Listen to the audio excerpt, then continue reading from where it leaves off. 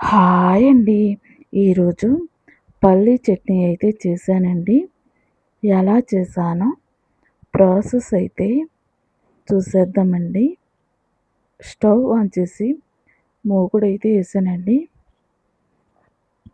పల్లీలైతే fry చేసుకోవాలండి. పల్లీలు ఇలా కలుపుకుంటూ ఫ్రై చేసుకోవాలి. పల్లీలైతే ఫ్రై అయితే అయినాయండి. వేరే ప్లేట్లోకి అయితే తీసేస్తున్నాను. అదే మూకుడులో ఆయిల్ అయితే పోస్తున్నానండి. ఆయిల్ అయితే వేడయింది.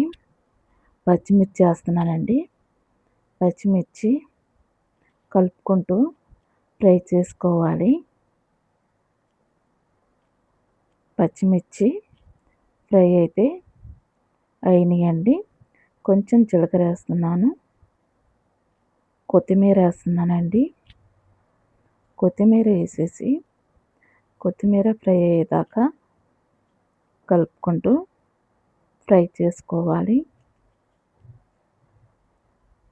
ఇలా కలుపుకుంటూ ఫ్రై చేసుకోవాలి. కొత్తిమీర కూడా ఫ్రై అయితే అయిందండి. కట్ చేసిన టమాటా వేస్తున్నాను. టమాటా కూడా కలుపుకుంటూ ఫ్రై చేసుకోవాలి. ఇలా మొత్తం కలిసేటట్టుగా కలుపుకుంటూ ఫ్రై చేసుకోవాలి. టమాటా కూడా ఫ్రై అయితే అయినాయండి.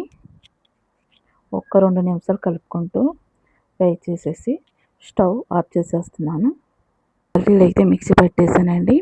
ఫ్రై చేసిన పచ్చిమిర్చి టమాటాలు కూడా వేసేసాను. వెల్లుల్లిపాయ రెమ్మలు, సాల్ట్, చింతపండు కూడా వేసేసానండి. చట్నీ అయితే మిక్సీ పట్టేసాను. ఇప్పుడు పోపు చేద్దామండి.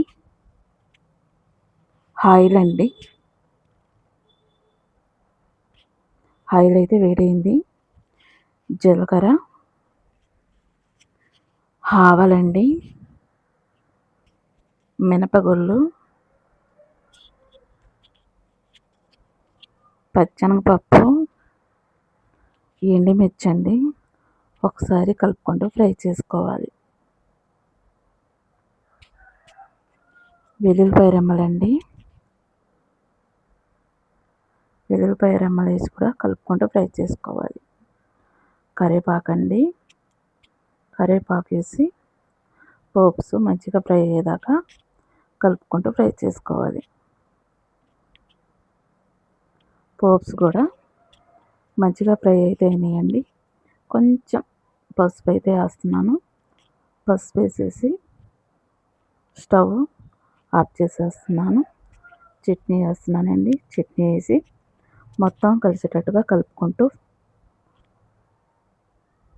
వేసిన ఉల్లిపాయలు వేసేసి మొత్తం కలుపుకున్నానండి. పల్లీల చట్నీ అయితే రెడీ అయితే అయ్యిందండి. వీడియో నచ్చినట్లయితే లైక్ చేయండి, కామెంట్ చేయండి, షేర్ చేయండి, సబ్స్క్రైబ్ చేసుకోండి ఫ్రెండ్స్.